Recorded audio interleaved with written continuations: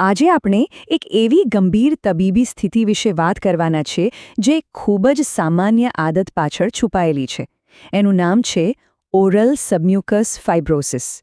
આ એક એવું જોખમ છે જેના વિશે જાણવું અને સાવચેત રહેવું ખૂબ જ જરૂરી છે. જરા વિચારો, એવી સ્થિતિની કલ્પના કરો કે કોઈ વ્યક્તિનું મોઢું ધીમે ધીમે ખુલવાનું જ બંધ થઈ જાય, એ પણ કાયમ માટે. એ વ્યક્તિ ના તો પોતાનો મનપસંદ ખોરાક ખાઈ શકે, ના તો સરખી રીતે વાત કરી શકે. આ કોઈ ડરાવણી વાર્તા નથી, પણ એક વાસ્તવિક બીમારીનું ગંભીર પરિણામ હોઈ શકે છે. આને ચેક કરવાની એક બહુ જ સિમ્પલ રીત છે, જે ઘરે પણ કરી શકાય. પોતાની 3 આંગળીઓને ભેગી કરીને મોઢામાં ઊભી રાખવાની કોશિશ કરો. જો એ આરામથી અંદર જતી રહે તો સારું છે, પણ જો તકલીફ પડે તો એ મોઢું ઓછું ખુલવાનો સંકેત હોઈ શકે છે, અને આ એક ગંભીર સમસ્યા તરફ ઇશારો કરે છે. તો આ જે ગંભીર સ્થિતિ છે, એનું તબીબી નામ શું છે? મેડિકલ ભાષામાં એને કહેવાય છે ઓરલ સબમ્યુકસ ફાઇબ્રોસિસ, અથવા ટૂંકમાં કહીએ તો OSMF. હવે સવાલ એ છે કે આ OSMF આખરે છે શું, અને એ આટલું બધું ખતરનાક કેમ છે? જુઓ, OSMF કોઈ સામાન્ય બીમારી નથી. એ લાંબા સમય સુધી ચાલે છે, સમય જતાં ધીમે વધતી જાય છે. એમાં મોઢાની અંદરની જે નાજુક ચામડી હોય છે એ કડક અને સખત બની જાય છે. પણ સૌથી મોટી ચિંતાની વાત તો એ છે કે આ એક પ્રી કેન્સરફ કન્ડિશન છે, એટલે કે કેન્સર પહેલાનો તબક્કો. તો સવાલ એ છે કે આટલી ભયંકર બીમારી થાય છે શેનાથી? એની પાછળનું કારણ શું છે? ચાલો એમાં થોડા ઊંડા ઉતરીએ, કારણ કે જવાબ ઘણા લોકોની રોજિંદી આદતમાં જ છુપાયેલો છે. સંશોધન એકદમ સ્પષ્ટપણે કહે છે, લગભગ 90% પણ વધારે OSMFના કેસ પાછળ માત્ર એક જ વસ્તુ જવાબદાર છે, અને એ છે સુપારી ચાવવાની આદત. હા, એ જ સુપારી જે પાન મસાલા અને ગુટખામાં ભરપૂર પ્રમાણમાં હોય છે. સુપારી તો મુખ્ય વિલન છે જ, પણ એની સાથે ગુટખા, પાન મસાલા, કોઈ પણ પ્રકારની તમાકુ અને ક્યારેક શરીરમાં આયર્ન કે વિટામિન B જેવા પોષક તત્વોની કમી પણ આ રોગના જોખમને વધારી શકે છે. પણ ક્યારેય વિચાર્યું છે કે સોપારી જેવી નાની દેખાતી વસ્તુ મોઢાની અંદર એવું તો શું કરે છે કે મોઢું જકડાવા લાગે છે? કેવી રીતે મોઢાના મસલ્સને લોક કરી દે છે? એની પાછળનું વિજ્ઞાન સમજવું બહુ જ રસપ્રદ છે. આ બદલાવને સમજવા માટે આપણે બંને વચ્ચેનો તફાવત જોઈએ. જો એક હેલ્ધી મોઢાની અંદરની ચામડી કેવી હોય? એકદમ ગુલાબી અને લચીલી. જ્યારે OSMFમાં શું થાય છે? એ જ ચામડી સફેદ, ફિક્કી અને રબર જેવી કડક બની જાય છે, જેના કારણે મોઢું સરળતાથી હલી શકતું નથી. આખી પ્રોસેસ કંઈક આવી રીતે કામ કરે છે. જ્યારે કોઈ સોપારી ચાવે છે ત્યારે એના કેમિકલ્સ મોઢાના કોષોને જાણે કે ઓવરટાઇમ કામ કરવા મજબૂર કરે છે.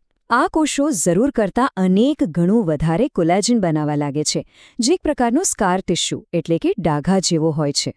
બસ આ જ કોલેજન જમા થઈને મોઢાને અંદરથી સખત અને કડક બનાવી દે છે.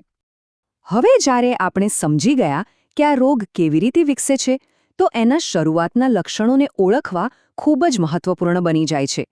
કયા એવા સંકેતો છે જેને બિલકુલ નજરઅંદાજ ન કરવા જોઈએ? ચાલો એ જોઈએ. શરૂઆતમાં કેવું લાગે ખબર છે? કંઈ પણ તીખું ખાતી વખતે મોઢામાં આગ લાગી હોય એવી બળતરા થાય. ધીમે મોઢું ખોલવામાં તકલીફ પડવા લાગે. અને જો અરીસામાં ધ્યાનથી જોશો તો ગાલની અંદર સફેદ કડક પટ્ટાઓ કે રેસા દેખાવા માંડશે. આ સંકેતોને ક્યારેય અવગણવા નહીં. આ બીમારી સ્ટેપ બાય સ્ટેપ આગળ વધે છે.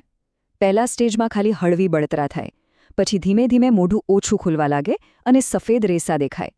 ત્રીજા સ્ટેજ સુધીમાં તો હાલત ખૂબ ગંભીર થઈ જાય છે. અને ચોથો સ્ટેજ એ છે કેન્સર બનવાનું સૌથી હાઈ રિસ્ક. તો આ વાત બરાબર મગજમાં બેસાડી લેજો. OSMF ખાલી મોઢું બંધ થવાની તકલીફ નથી. આ એક ગંભીર ચેતવણી છે, એક મોટો રેડ ફ્લેગ છે, કારણ કે આ સ્થિતિ ગમે ત્યારે મોઢાના કેન્સરમાં ફેરવાઈ શકે છે. અને આ જ આ રોગની સૌથી મોટી અને સૌથી ખતરનાક વાત છે. આટલું બધું સાંભળીને ગભરાઈ જવાય એ સ્વાભાવિક છે. પણ સવાલ એ છે કે શું આમાંથી બહાર નીકળવાનો કોઈ રસ્તો છે? તો જવાબ છે હા, બિલકુલ છે. યોગ્ય સમયે સાચા પગલાં લેવામાં આવે તો આ રોગને કાબૂમાં લાવી શકાય છે અને એનાથી બચી પણ શકાય છે. સારવારનું સૌથી પહેલું અને સૌથી જરૂરી પગલું એક જ છે. જે આદતને કારણે આ બધું થઈ રહ્યું છે એને જડ મૂળથી બંધ કરી દો. એટલે કે સોપારી, ગુટખા કે તમાકુનું સેવન તરત જ અને પૂરી રીતે બંધ કરવું પડે. જો શરૂઆતના સ્ટેજમાં ખબર પડી જાય તો આદત છોડવાની સાથે સાથે કેટલીક દવાઓ, ઇન્જેક્શન્સ અને મોઢું ખોલવાની કસરતોથી ઘણો ફાયદો થાય છે. પણ જો કેસ ગંભીર હોય, મોઢું વધારે પડતું બંધ થઈ ગયું હોય, તો પછી એ કડક રેસાને કાપવા માટે સર્જરી સિવાય કોઈ બીજો રસ્તો બચતો નથી.